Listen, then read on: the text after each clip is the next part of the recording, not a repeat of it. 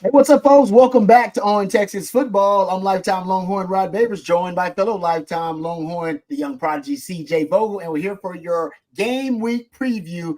This week, we're talking about the Florida Gators, and this segment brought to you by our good friends over at MyBookie. MyBookie, make sure that you're in the game with MyBookie. Play any matchup, hundreds of college player props and more over at mybookie.ag. We'll give you some more details about that in just a second. But CJ, going into this matchup versus Florida, we got to throw this out there before we start diving into the matchups between the Florida Gators and the Longhorns.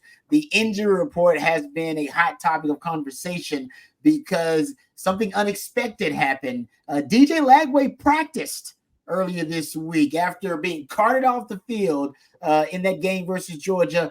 He was consoled by his team. They came off the bench to console him. I thought it was going to be a pretty kind of catastrophic season-ending injury. Not the case at all. He was not ruled out of the Texas game. He has practiced. What does that mean if you're Texas going into this matchup? You definitely got to prepare for both of these practices. Yeah, you got to come in with two game plans, right? You got to have one for DJ Lagway and for without DJ Lagway. Of course, for anybody that watched the game, I think you're a little bit surprised that he's even walking around right now. You get a hamstring injury against Georgia. You're carted off the field. You got the whole team coming out there patting you on the helmet. Normally, that indicates your season's probably done, right? So for him to be on the practice field, for him to be listed as questionable, you at least have to account for the possibility of seeing DJ Lagway on the field. And one thing we know about DJ Lagway, he extends plays with his legs, and he likes to throw the ball deep. Now, can he do either of those things with the banged hammy? We'll see. Yeah, exactly. That is the $1 million question. And if he can't, Aiden Warner, the third string for walk-on transfer quarterback from Yale, will get his action versus that Texas defense. We'll talk about that in just a second here. But let me first of all thank our friends over at MyBookie with all the excitement of this season. Make sure you're in the game with MyBookie. Bet any matchup, hundreds of college player props, and take advantage of weekly risk-free bets. The best part is you can do it all anytime, anywhere you want to, straight from your phone. Visit mybookie.ag and use the promo code ONTexas to get started. It's MyBookie's 10-year anniversary. You know what that means. That means they're hooking you up, folks. They're rolling out the red carpet for you. You can bet big and bet confidently with risk-free Thursdays. If your boosted bet doesn't hit, you'll get your money back. Weekly, no sweat, win-win bets all season long. And if you sign up right now and use the code ONTexas, you'll cash in on a double deposit bonus. It's a no-brainer, folks. Double the cash in your account before you even place your first bet. You're making money with MyBookie before you even place a bet. How you like that? And by the way, you need to do it right now because it's only available for a limited time only. So for those of you who've been playing with MyBookie for a while and winning with MyBookie for a while, they've got something for you too, a brand new loyalty rewards program at MyBookie Plus. It's simple. The more you play, the more you earn. As you progress through the tiers, you'll unlock exclusive promotions, epic giveaways, and cash back in your account. Go check out mybookie.ag. Remember, use the code ONTexas. You'll cash in on a double deposit bonus. And you can also check out MyBookie Plus for their loyalty rewards program there as well. Thank you to MyBookie for sponsoring our weekly game week previews here. All right, let's start with that. Start with that Florida offense and what they can bring to the table. With the quarterback situation, for those who don't know, Aiden Warner is the other possible quarterback for them, a third string for a walk-on transfer quarterback from Yale. As a matter of fact, Michael Taft pointed out that because he's got a former teammate that actually was locker mates with Aiden Warner and was a receiver that caught passes, I'm assuming, at least in practice, from Aiden Warner up there at Yale. He may have the inside scoop, but there's no film really out on him. I don't know if Texas has the connections, or actually they do have the connections to get any film if it does exist. But that's somewhat of an advantage for Florida, is that we don't know when Aiden Warner does play, we don't know really what to expect from the young man. Yeah, well, the issue there is I don't know if Florida knows what to expect from the young man either, right? He's 9 of 25 passing the ball this year for 90 yards, no touchdowns, no interceptions. Hasn't seen a lot of game time. The game time that he has seen is against the Georgia defense. So, Rod, we got to see the Georgia defense earlier this year. Yeah, man. It's not an easy thing to be thrown into your first extended play time and have to go against the Dogs and Kirby Smart. So I don't know what to expect from the Florida quarterback situation. But what I do know is they got a talented backfield. They got talented running backs, and they got wide receivers right now that can make plays with the ball in their hands. And I think that's something that Texas needs to at least be cautious for, right? The big thing is, hey, what does Elijah Badger do? Now as the number one wide receiver for Florida, Eugene Wilson out for the year. That was announced earlier this week. But Elijah Badger, 560 receiving yards, north of 23 yards per reception. Yeah. On top of that, Chamari DK and Eugene and Aiden Mizell, those are going to be the two other guys that you're going to have to really key in on for the Texas secondary. Fortunately, Texas has played sound defense in that secondary this year. And against a quarterback that you don't know a lot about, I would imagine some sort of trickeration, or you come out swinging early if you're the Florida offense. Otherwise, that defense and the way that we've seen Jahdae Barron and Andrew Makuba and Michael Taft jump passes this year, I would expect them to be very, very aggressive against this Florida passing situation on Saturday. Yeah, no, I'm with you. I almost wonder if Texas will get a little more aggressive too. We saw against a guy like Michael Hawkins when they did not fear the wide receivers on the outside. Texas DBs, they were taking a lot of chances. They were playing a lot of routes flat-footed. They were really aggressive. They actually blitzed Michael Hawkins at one of the highest rates that Texas had this season. And if you get a Aiden Warner in there, a guy who can't move around but is inexperienced, I wonder if they'll try to speed up his clock and get the football out of his hands. Either way, I think they'll be overly reliant on a run game. Montrell Johnson is someone who's also listed on that injury report as questionable. He did not play versus Georgia, but he was their marquee lead back to start the season. If he can play, the backfield is pretty formidable with Jaden Baugh, who is another guy averaging over 4.5 yards per carry.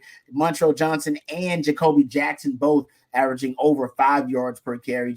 So they have a really nice complement of running backs if all those guys are available. Yeah. And I think if they want to, try to milk the clock, if they want to try to play ball control, that's a possible option for them. If they can stay ahead of the chains and stay on time against Texas, that is asking a lot. Now, if Texas defense does have a weakness, which I don't think they really have, maybe they've given up some plays in the run game. They only allowed one explosive run all game long. And it is a stat about Florida's to their run game, even though I like their running backs. They're not an explosive run game. They got just 7 rushes of 20-plus yards on the season. Texas only allowed 1 rush of 20-plus yards on the season. I don't think Florida breaking a lot of runs. So if they are going to run the rock and commit to it, it'll be a 3 yards and a kind of cloud of dust run game, which could keep them in the game and be just the kind of game that they want to play, and then take their shots, as you pointed out, with Elijah Badger, who's averaging over 23 yards per reception. That would be the route to go, but depending on which quarterback ends up starting for Florida, I imagine that game plan will change quite a bit for them too. Defensively, for Texas going into this matchup, do you expect Texas to sell out to stop the run and force them to abandon their game plan and beat you with the quarterbacks throwing from the pocket? That's the most obvious, I think, choice, because there's no way you would think that Florida's going to come out and throw the football. That's just not what they do. And, of course, with their quarterback situation and with Eugene Wilson being out, I don't expect them to break tendency like that on the road against Texas. What would you do? Would you just stack the box, trust your DBs? You got the best pass defense in the country, by the way. Yeah. You could decide, hey, I'm gonna leave my guys out there and I'm gonna stack the box and stop the run. I think that's absolutely the case. Again, you kind of pick up and you move over the Michigan game plan, the Oklahoma game plan. You say, listen, these guys can't throw the rock, and if they do, it's going to be on a flea flicker, a double pass. It's going to be on something tricky. So be wary of that, but be aggressive. And I think Texas is specifically in that front 7. When they see any sort of handoff or play action, they're going to bite on that, because again, how else are you expecting Florida to move the rock if Lagway can't go? You mentioned the 3-headed running back monster for the Gators right now. They combined for 13 rushing touchdowns this year. No other Florida player offensively has had 2 receiving touchdowns or more this year. So that's kind of where you're sitting at. They like to score the ball via the legs of their running back group. And you mentioned it, all 3 of them at 5 or higher yards per carry. They're going to find some sort of success through the ground and try and keep that going against Texas. The key for Texas, obviously, to the point, don't let that be something that can be replicable throughout the game. Yep. No, I can't. It's going to be interesting. Whoever they start at quarterback, whoever they trot out there first, it's going to be, and maybe it is a game time decision, or maybe we hear before then. But I think for Texas, either way, you got to stop the run. That's your number one priority. Force them to beat you from the pocket with their arm. Almost invite them to do so. All right, flipping to the other side of the ball, the Texas offense. Texas offense probably, there's no doubt about it, dealt with the most criticism during the bye week. Whether you're talking about pass protection, allowing 11 sacks over the last two games to Vandy and the Georgia, the penalties that we talked about, largely with 18 in the last two games. Most of those were from the offensive line as well.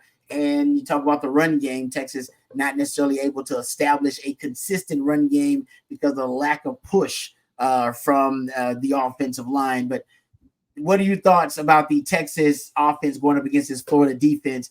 Florida's defense, rush defense, is about 88th nationally. Pass defense, they're around 68th in pass defense. I think they got some decent athletes actually in their back seven in the secondary that might be able to match up with Texas physically. They do got some big bodies, as Sark said, on the front line. If you're Sark, do you attack them at their weakness, which is rush defense, or do you attack this secondary, which has given up some explosive plays in the passing game? Yeah, I think this is a good game to get Quinn on track with the vertical passing game. Again, we've said that for a while and haven't really seen it. So if there ever was a game like this, it is this one, right? Florida doesn't have Jason Marshall, their number one cornerback coming in. They had 3 or 4 guys on the injury report as of Wednesday night as well. They're going to be relying a lot on Cormani McClain, a familiar name, a former 5-star cornerback that ended up at Colorado, had to earn his way back over to Florida. Now going to be a big piece of this offense. Texas did and saw this against Denver Harris earlier this year at UTSA as well, and they've had some success throwing the football in that game. So I like them to throw the ball deep. The one thing that I think is going to be very prevalent in this game as well is the short game. And I know you're sitting there thinking, duh, it's a big part of every game. But Florida's missed 94 tackles this year. That's almost 12 a game, Rod. It's 22 more than what Texas has missed this year, playing in the same amount of games. So that's all coming out on the outside, right? Your corners, your safeties, and your outside linebackers. Those are the guys that have missed the most tackles. And I think if you get a healthy Isaiah Bond back, you could see some Matthew Golden, DeAndre Moore, maybe even some Silas Bolden in the quick game. That's going to go a long way for a Florida defense that doesn't tackle very well and might lead to some big explosive plays in that quick game that we saw go 17 for 17 against Vanderbilt 2 weeks ago. That's a great point about the explosive plays. To add to your great analysis there, I found out Florida, they've had 33 20-plus yard pass plays allowed by that defense. That is good for 111th in college football. Yeah, so this is the game you're talking about to add that verticality back to the offense. Love that stat about the missed tackles, though. That is bad. That's a bad stat going up against a Sark offense. It's all about putting his best athletes in space. That's not necessarily a good – and I'll say this. I do think that there will be challenges for the Texas offense. I'm with you. I think this is the game to get the vertical passing game back and some of that explosivity back into the offense. But they're going to test you. Florida's going to test you. They're going to blitz just like Vandy did, just like Georgia did. So all of the things this Texas offense struggled with prior to the bye week and going into the bye week, they're going to see versus Florida. You're going to see the cornerback blitz with a slot cornerback or a boundary cornerback blitz. You're going to see the A-gap blitz. Hell, they may do a delayed rusher in the A-gap blitz because you struggle with delayed blitzes as well and delayed rushers in pressure packages. Those 3 elements I guarantee you're going to see a lot of from Florida. Why not? And it had success with Vanderbilt. Georgia had success with it. I think if Texas was able to correct those issues in the bye week, then they'll score 30-plus points in this game, and it won't be an issue. They'll start fast, and they'll finish strong. But I guarantee you, if they haven't fixed those issues, Florida will test them with those concepts. I agree. And how Quinn handles that kind of pressure. That's the only thing that I'm somewhat concerned about, because that's something that Vanderbilt has success with. Guarantee you Florida's going to do it too. I agree. It's all about containing the edges and making sure that you're aware of what might come off the edges outside of just your defensive ends, right? I'm talking about the nickel blitzes, safeties, linebackers scraping outside.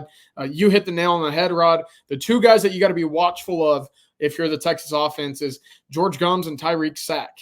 excuse me. They combine for 27 pressures, 7 sacks. They're your leaders in sacks and pressures defensively for the Florida defense right now.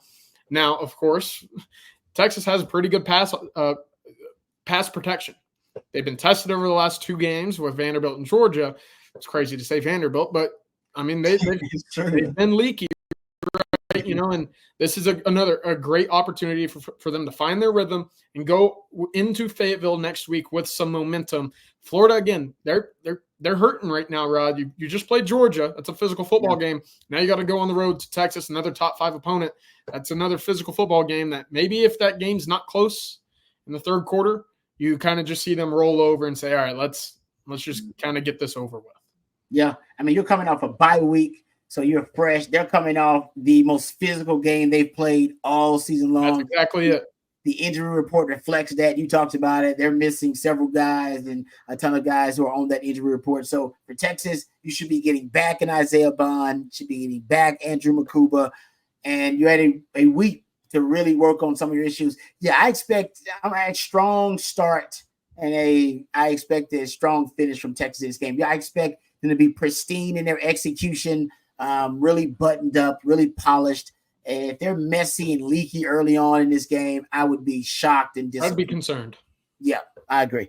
Especially going up against a Florida team that's coming in a little wobbly and definitely limping after playing Georgia last week. All right, good stuff there, CJ. I don't know if we want to give score predictions, but the spread's 21, Rod. I'll leave it with you. Do they cover that number is the question. Maybe. Do they cover it? Yes. I think so. I listen again. Texas has played very good when they play bad quarterbacks, and no disrespect to the Yale transfer, it's a little different when you're facing the Gatorade National Player of the Year, right? And this is me again anticipating not seeing DJ Lagway on the field because, well, the dude just got carted off. It looked like his season was going to be completely over. To come back with a hamstring, a game in which you're going to need quick twitch muscles for against this Texas front, I just don't see it being possible, especially with the quarterback and a head coach looking at, a freshman saying, listen, I'm going to need you if my job's going to, remain for the future here at Florida. So I think Texas plays the Yale transfer. I think you look at it and you say Texas has that same kind of passing philosophy as Michigan, as Oklahoma against UTSA. They just kind of shut things down on the outside as a result, take away the run game, and that's not going to be one keeps this game very close for very long. Playing at home, 11 a.m. Quinn plays well in those situations. Take Texas. I'm loving them. Yep. I feel like that too. A little bit cocky and arrogant considering how they played the last 3 weeks, but I think you get a big time bounce back performance by the offense. And they cover that number. I got them scoring 30, maybe 31 to 33 points, somewhere around there. But the defense, they pretty much, I don't know how Florida scores more than a touchdown and a field goal. I feel like I don't know how they. I don't know why. But if Texas gives them short fields, that would mean the Texas offense has issues with turnovers or stuff like that. But I don't know how they're going to march length of the field on that Texas defense. The best defense in the country, by the way. Yeah. All right, good stuff there, CJ. Appreciate you. Let's thank our sponsor one more time. Thank our good friends over at MyBookie, mybookie.ag. Go check it out for yourself. Their 10-year anniversary, so they're hooking you up. You can bet big and bet confidently with risk-free Thursdays. If your boosted bet doesn't hit, you'll get your money back weekly. No sweat, win-win bets all season long. And remember to use the code ONTexas when you sign up over at mybookie.ag, and you can cash in on that double deposit bonus, double the cash in your account before you even place your first bet. And if you're a seasoned bettor and winner over at MyBookie, you can join their loyalty rewards program over at MyBookie Plus. It's simple. The more you play, the more you earn. And as you progress through the tiers, you can unlock exclusive promotions, giveaways, and cash back in your account. That's mybookie.ag.